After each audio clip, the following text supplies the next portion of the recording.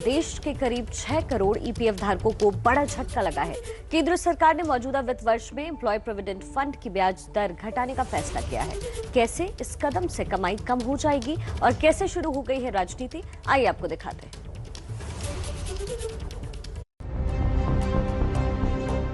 ये हैं दिल्ली के रहने वाले आशीष मुराब, जो आईटी प्रोफेशनल हैं।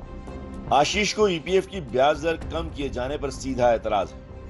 8.5 से 8.1 करना इज नॉट इनकरेजिंग स्टेप्स। जब भी एक आम आदमी, एक सर्विस क्लास इंसान जब रिटायर होता है तो एक पीएफ ही उसके पास एक ऐसा एलिमेंट है जो टैक्स फ्री है और उसका जो बुढ़ापे में आफ्टर रिटायरमेंट जो साथ देता है। एक तरफ महंगाई बढ़ रही है, एक तरफ रशिया यूक्रेन वॉर चल रहा है, तो गवर्नमेंट को इतना तो सोचना चाहिए कि वो बढ़ा नहीं सकते हैं, कम से कम इसको घटाए ना। यही राय जोधपुर के सरकारी कर्मचारी परमानंद गुर्जर की है। उनका मानना है कि ब्याज दर कम करने का सीधा असर रिटायरमेंट के प्लान पर पड़ना तय है।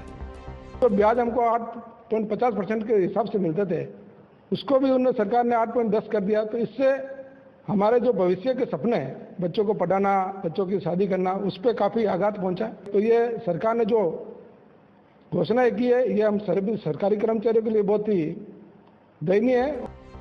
दोनों की ये राय बताती है कि ईपीएफ ब्याज दर कम कर सरकार ने आम जनता को जोर का झटका दिया है। ईपीएफओ यानी कर्मचारी भविष्य निधि संगठन के फैसले का असर 6 करोड़ लोगों पर पड़ेगा। वित्त वर्ष 2021-22 के लिए ईपीएफ की ब्याज दर को 8.5% से घटाकर 8.1% कर दिया गया है। पिछले 40 सालों में यह सबसे कम ब्याज दर है। इससे पहले ईपीएफ पर सबसे कम ब्याज दर 8% 1977-78 में थी। सरकार के इस कदम से पीएफ में जमा रकम पर कम ब्याज मिलेगा।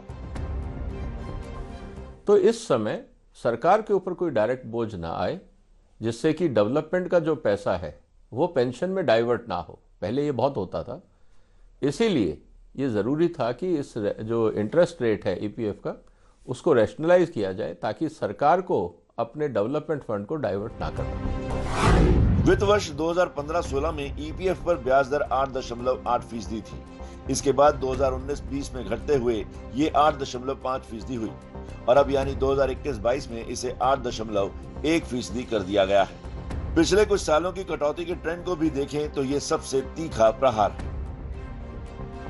इस फैसले पर राजनीति भी शुरू हो गई है। कांग्रेस इसे जीत का रिटर्न गिफ्ट बता रही है, तो बीजेपी कह रही है कि हालात को देखते हुए फैसला लेना पड़ा। उम्मीद की जा रही थी कि सरकार प्रोविडेंट फंड पे मिलने वाले ब्याज की दरों को बढ़ाकर जख्मों पे मलहम लगाने का काम करेगी, पर खबर मिल रही है कि जख्मों पर ब्याज को कम करके नमक रगड़ने की कोशिश की जा रही है। यह अन्याय है कर्मचारियों के साथ।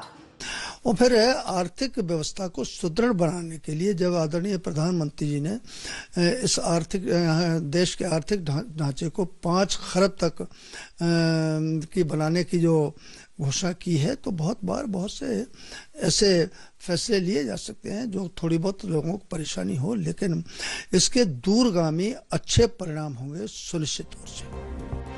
अभी आम जनता पर चौतरफा मार पड़ रही है।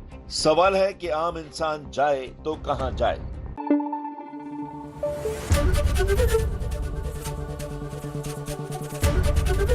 एबीपी न्यूज आपको रखे आगे।